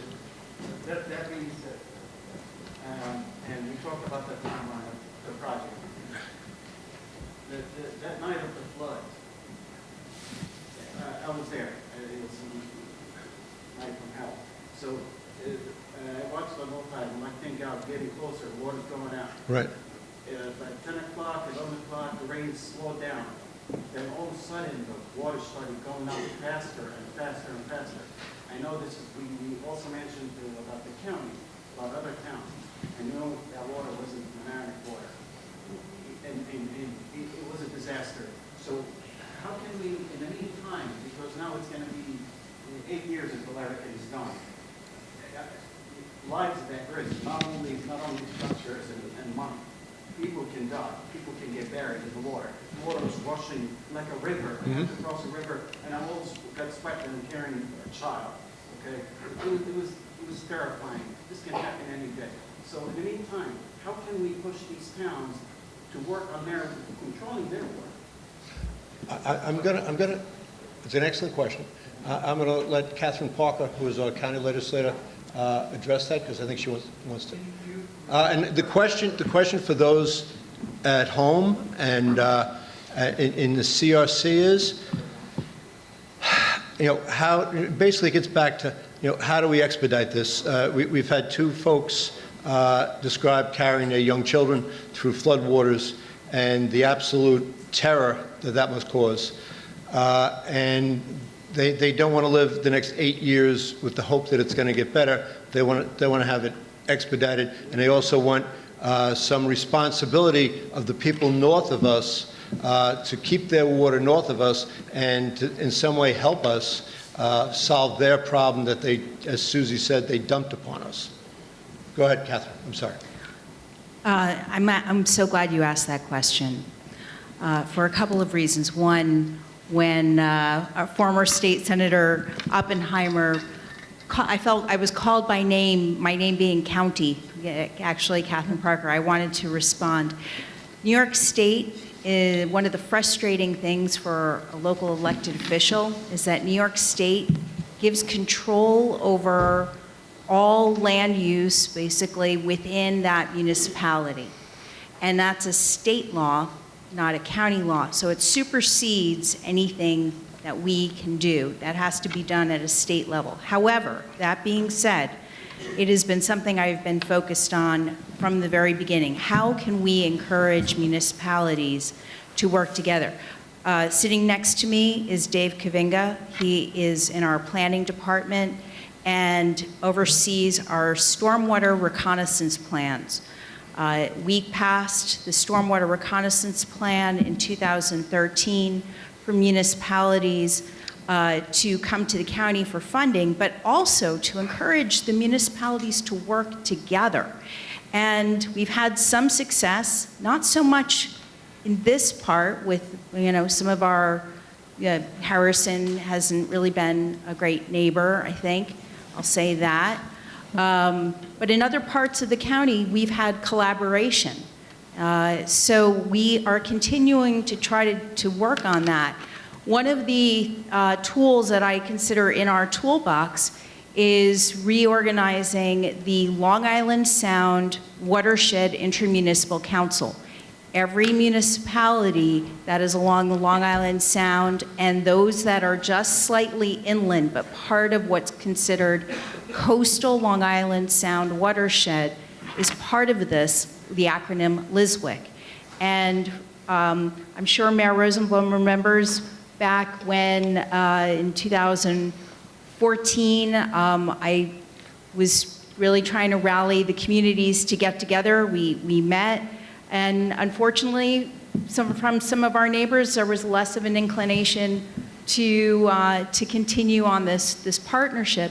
And just recently, finally, after a number of years, we've been able to get municipalities to realize that after Ida, maybe it is a good time to start talking about what's happening in their land and how that is affecting things downstream, because they're also feeling it within their own boundaries from other municipalities. So they're starting to piece that together. So there is work that can be done, but I will say that the home rule situation makes it that much more complicated. And I know it doesn't help you, but I wanted you to have that answer because I felt like at least it gives you some clarity as to, the sort of the obstacles in the way. Thank you, Catherine. There's one question from the Hispanic Resource Center, then I'm dating myself, the Community Resource Center, and then we're going to go to Mr. Killorn. Just pull it up here. What is the criteria used to choose the houses to be elevated for flood mitigation? How many are we projecting that number to be? So the houses that are included, there are 8 in the Harbor Heights neighborhood that are residential, and there also is 1 non-residential property on the Sheldrake River that's included. That's actually a ring wall. But the main criterion is that the benefits of elevating that house outweigh the costs. And so you have a very interesting situation where you can have a property in the current condition where the current main elevation may be a little too high. And so when you factor in the cost to elevate it, which comes out to about $250,000 per house, we're trying to look for the benefits to outweigh that. And so they actually have to be, the main floor elevation has to be below a certain level, but it has to get enough water. It's actually a bunch of criteria, not just one criterion. There have to be enough damages to justify it, is the short answer. So every house that's in that plan right now was cost justified, but we're going to update the H&H for the new flood information and see what other houses might also be eligible. And that is within the chief's discretionary authority. Okay, so they want us out of here around 9 o'clock. So let's keep it to questions. Jim, and then you, Ms. Kamara, you'll be next. So I just want to thank everyone here and everyone who's working hard. Jim Moore with the Footbridge Center. And if anyone still needs help on your home, I did this rodeo 15 years ago. From what I learned here, I worked with Hurricane Sandy, OEM, and up in Queens and the Rockaways. So the last 2 weeks, we know people have been scared with the messages about the tornado, South Shore flooding. Anyone saw what that was about? Whatever. That's going to happen all the time. So it's a full court press for everybody, everyone who is here. And I commend the village on the emergency digging. I put a payloader on the North Ferry Bridge myself and paid $1,000 in 2015 to dig the silt up. In the meantime, can FEMA, this might sound minimal, but either we all have evacuate every time it might rain, and that might be, or can FEMA buy sandbags and containers of sandbags as well? And in your experience, what other preventative measures can be done to help families who every time we hear this report of rain, it's going to? So that, and I offer my services and expertise for that committee that Jerry that you. And thank you, Jim, and thank you for everything you've done. So the question, just do the question. I did, sandbag. Give me, can FEMA provide sandbag? You got a long preamble, Jim. Can FEMA provide sandbags? Well, that's something that the village and the county have to organize with FEMA to do. The Army Corps does not organize with FEMA to do that, so that's something that the county and the village has to And I am getting a nod from the village manager. Is that something that he'd be willing to work on doing for us, right? Okay, thank you. Ms. Kamara.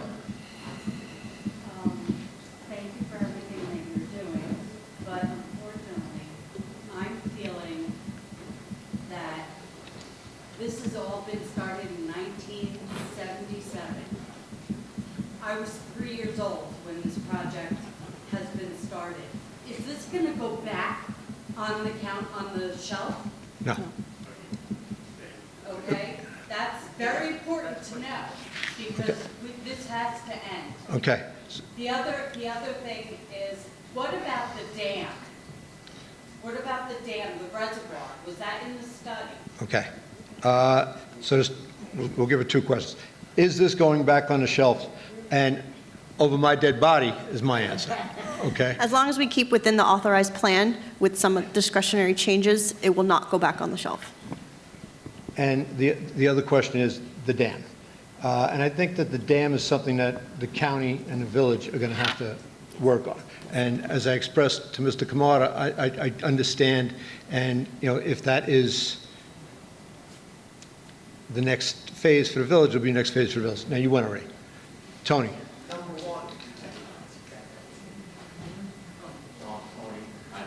Hi. So I am helping you flood marks. I know you'll do it professionally, the same. So I'm helping you get some flood marks with the village is helping me. But you're going to send a team to get better flood marks, I'm not challenging that. That's not a question, that's a statement. So let me get to my real question. All of these questions that everybody sent in, that I sent to you, are we going to get written answers to all those? We will. Yeah, I had them. We did have answers for them, but they're so hard to read up here. So we will be addressing them formally in a letter or a memo back to the town, the village. And when we get the memo, we'll circulate it. We'll give it to everybody. It'll be online. You're welcome. In the back in the purple shirt. I understand that you're going to address the culvert in phase 3 of the plan. Is the increase in the cross-sectional area of the two culverts going to equal the cross-sectional area of the rivers flowing in? If not, how are we going to address that? If you're addressing channeling and moving the bridges, but not the actual bottleneck, how is that really going to mitigate the issue, mitigate the problem, address the problem? So the question is how is the culvert going to make the difference? It doesn't seem like to the gentleman that it's enough. No, I didn't say it's not enough. I'm asking, is the cross-sectional area, the increased cross-sectional area of the new culvert and existing culvert going to be equivalent to the cross-sectional area of the rivers flowing into that culvert? Okay, could you repeat the question? No, I know what he meant. No, repeat it. No, please, for the people at home, just repeat it. No. It's, and tell me if I understood you correctly, it's the cross-sectional area of the culvert that the Corps is planning should be either similar or greater than the cross-sectional area that the rivers are actually coming into that same area. Correct. There we go. See, I Okay, answered. now answer it. The answer is, the analysis showed that this is the cross-section that's needed, 8 feet high, 25 feet wide. Again, this is why we do a pre-engineering design. We're going to verify that. If we find out that we have to tweak it to make sure that happens, that's when we're in the authority to tweak it to make sure we can. 8 feet by 25 feet is what you're starting off with? Yes. You've got two rivers that are, I'm sure, at least 8 feet wide and probably 10 feet deep. Three rivers. Okay. Three rivers. I know two, I'm sorry. Again, the model will give us an idea if we have to go ahead and modify. So, It seems like it's inadequate. Okay.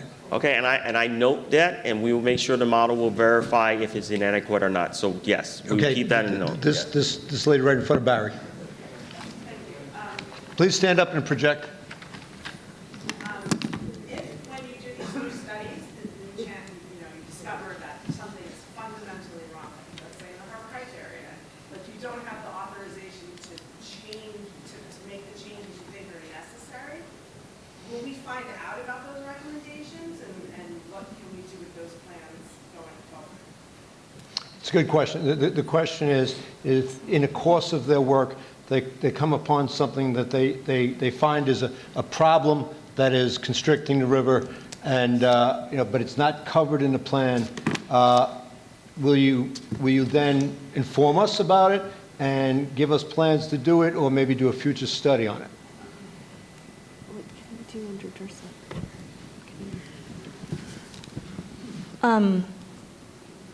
By not covered, are you saying you're anticipating that this condition? No, you find something that you didn't realize before. Absolutely. We're going to tell you if something is radically different from what we know and assume, what the implications are, whether it's within our, the chief's discretionary authority. If it is, then, the interesting thing is that there actually is not a 902 limit. I mean, that's jargon on my part, but we can identify changes within the chief's discretionary authority that might cost more. No, my question is if it's not within. Oh, if it's not within, then we'll have to explain to you what the courses of action are. We could do a future study to address it, as the mayor brought out. Or if you want to reevaluate the current plan, it means going back to the drawing board, starting all over again. So I think the mayor had a better suggestion about, move forward on this one for now. The lady in the striped shirt. Oh, hi, Patty. I don't want to disappoint anyone. I don't have a question for the board. I do have a question for the village. I understand what their plan is and, and the constraints, and great, let's get to it. My question is for the village.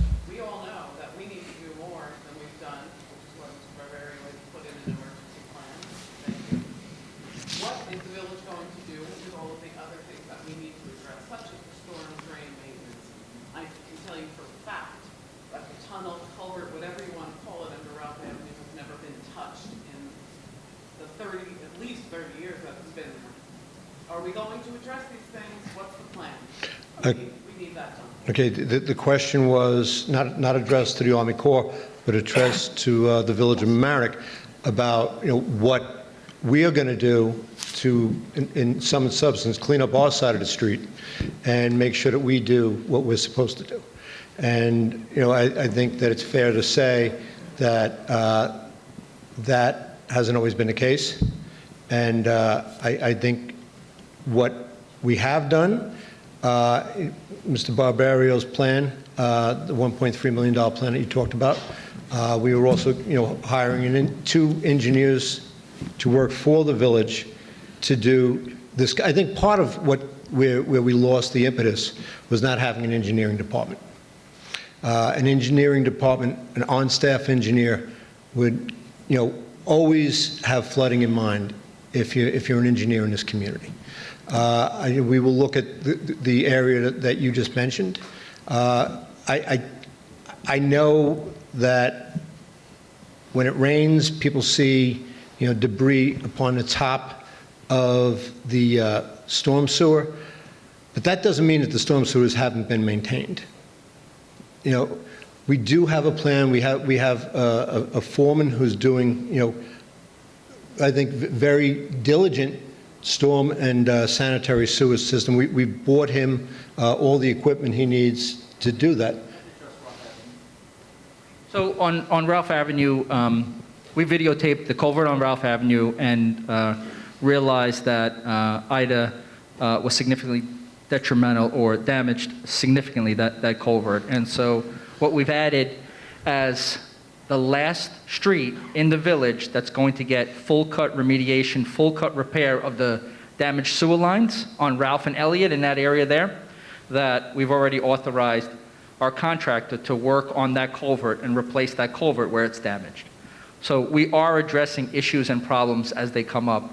We do have, as you know, our general foreman has been out for a little while. We have an interim general foreman who is on top of things. We've also created a shared service agreement with the town of Mamaroneck to be able to utilize the equipment that we share together, that we purchase together, to be able to do those things. So Ralph Avenue will have significant construction in a very short period of time to create, to repair those issues that are there. So to follow up on my question, if you don't mind, would be, can we see what the plan is? Sure. I live there, and I don't know that this is going to happen. Yeah. Why Yeah. don't Okay. I know this? And can we publish this so we all know what's going to happen? Right. You don't, Have expectations. so you don't know about it because we don't know each other, but what we can do is I can talk with you and we can share it. So what I do is I basically just fix things that are broken. That's what I try to do. Okay. And I apologize for not communicating that, but I don't know who you are. So we can get there. Wait. We got it. That's been asked and answered. There's a gentleman. Identification question, please. Jerry, are you our stormwater management officer? Wait up. No. I was pointing to the man back there. Nothing is a no. I'm pointing to the man back there. Everybody's going to go in order. Nobody's going to jump the line. Go ahead. My question is, it seems like we're talking about, like, you know, we came from fixing things to the extent that the flooding is now and the level is now. Things are getting worse environmentally in general. Storms are getting worse. Hurricanes are more stronger. Is there an overage that we're going to say? Like, let's say, you know, you're saying the rivers go this percentage high or this high. Are we going to say, like, should we be 20% over what things are now with base flood because things are getting worse? So that's my kind of question. I know I'm not quite asking right, but is there a buffer that we could put? Let's say we're flooding at 10 now. The next one's will be 11, the next one's will be 12. This way we want to go back 20, 30 years from now and kind of have this done again to a larger extent. Who wants to address that? You gotta repeat it. These multi-part questions are hard to repeat. Could you just, after you do your preamble, just get to the question. To paraphrase, things are getting worse. Is the flood mitigation that the Corps is going to do accounting? And is the flood mitigation plan accounting for possible future conditions. worsening Yes. of flooding due Yes. to climate change? Yes, our modeling starts at the current condition, which corresponds to the year that the construction is completed, and then it goes out 50 years into the future. And we do have a future condition that's modeled. So it is a water surface elevation that is higher. How much higher depends on the update that Mr. Chauncey's doing right now. So he's going to incorporate events such as Ida into that model. That gentleman had his hand up. And just I want to add one thing, just to emphasize that. We know we are at the Long Island Sound, so we are going to make sure we add in the coastal conditions just to verify to make sure we're good on all ends. Okay, you, then. Mayor, you said no one would jump the line. My hand's been raised since the beginning. Okay, I didn't see it. I'll get to you.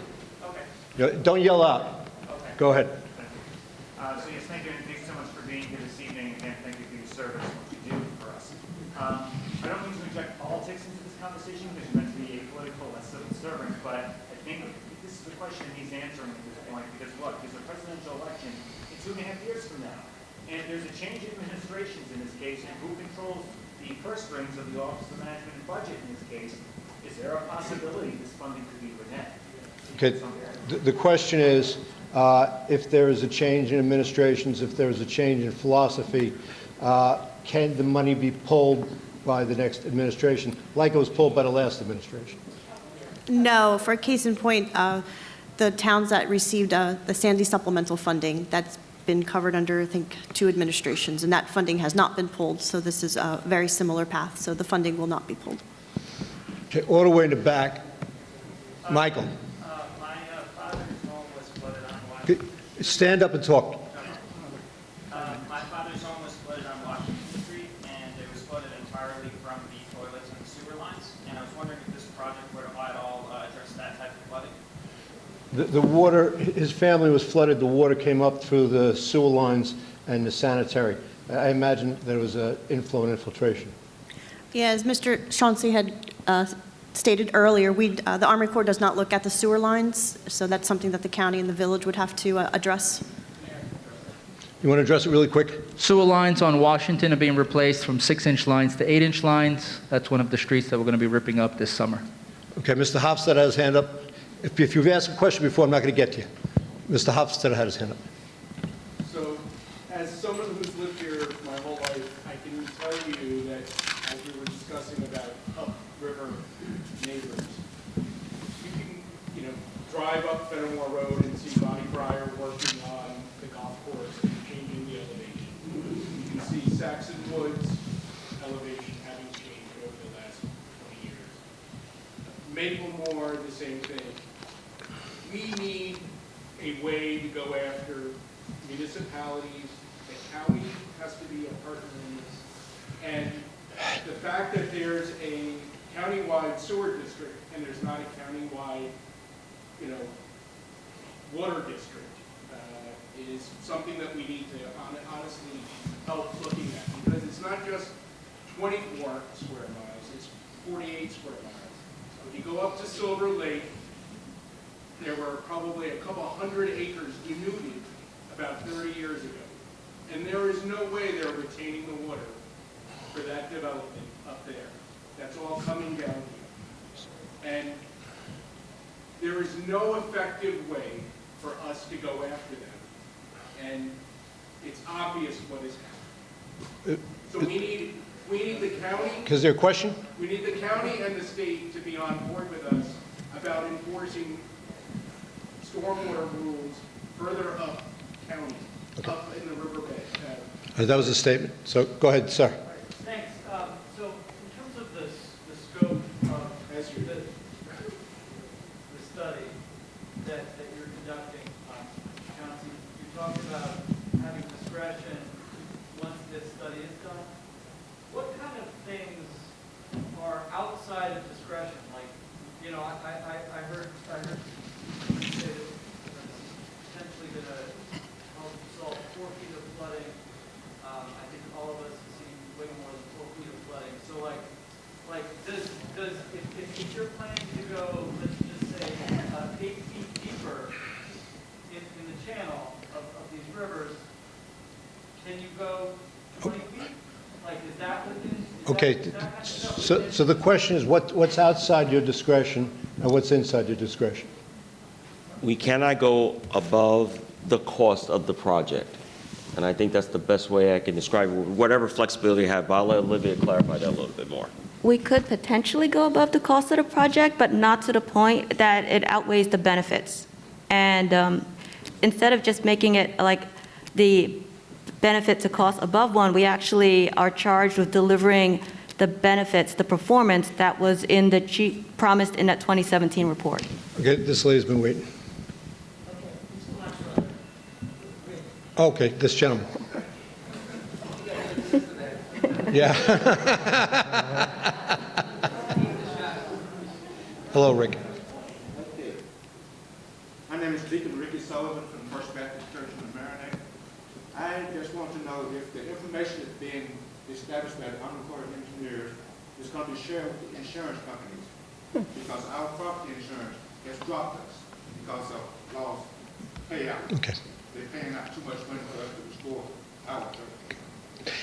The question is the information that you have and the remediation that you're going to be doing going to be relayed to the insurance companies, because this gentleman's church is on Howard Avenue. Yes. And has suffered horrific flooding over the decades, but especially over the past 20 years.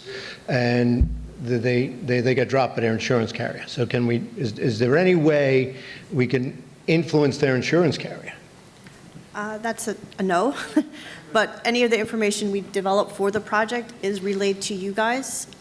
However, this is not a FEMA certified project where the flood insurance runs through FEMA. So, having projects like levees, it has to be a certain elevation and it'll get FEMA certified, and usually the flood insurance lowers. This is not a FEMA certified project, so we don't work directly with the insurance agencies. We don't, but what the village could do is get in contact with FEMA for a letter of MAC revision, and that would possibly be a way to Yeah. help you. A Lomar. And you can call the village manager's office, and he'll, we have time for one more question, and this lady's been waiting. For the village, because I live on 726, the north corner of Yeah. Waverly and Washington. We have 3 sewers in our parking lot, and that's where I lost my car in the flood. So I noticed that every time it rained, the water level goes up. So I get scared because when it rains, the water levels go up for 3 sewers that we have in our parking lot. That's my worry. I think that's it. Jerry's gonna help you out with that. Steve, you want to say one thing? Steve Otis, our I'll be quick. I mean, I was here probably 25 years ago, and here. Needs to be on a mic so the folks on LMC will not hear him. Okay. Needs to be on a mic. Yeah, go ahead. Like many of you, I was here probably 25 years ago when the Army Corps was here. I feel the frustration.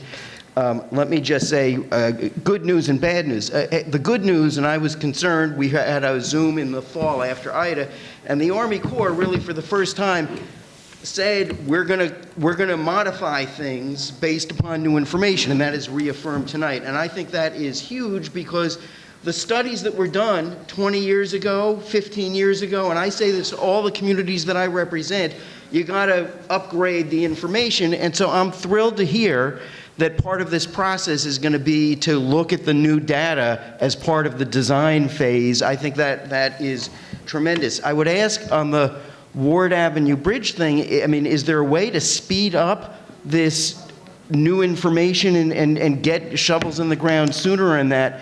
And before you answer that, let me just two other, well, that's my real question, but one thing, the stormwater's been mentioned. There's going to be an Environmental Bond Act on the budget, on the ballot in November, and I have a piece of that, a proposal I put in. It's a $4.2 billion Environmental Bond Act. At least $250 million is for grants to municipalities to do stormwater projects, which communities all over the state have ignored. So we want to vote for that bond act. But is there a way to speed up this at least phase 1, this Ward Avenue process with the new data and somehow get that going a little quicker? It would make everyone feel a lot better. We can work internally and discuss internally on how we can, I guess, speed up the process, you know. Okay. Thank you all. One last question, please. I just want to know, who is our stormwater management officer? Simple. Joe Tremelli, John Keller, Kellett Sessions. Thank you. Which could have been asked off session. Great to see you. Thank you all for your involvement. Thank you all for caring about the village of Mamaroneck. Some of these folks have a 2-hour ride now to go home. I want to thank them all.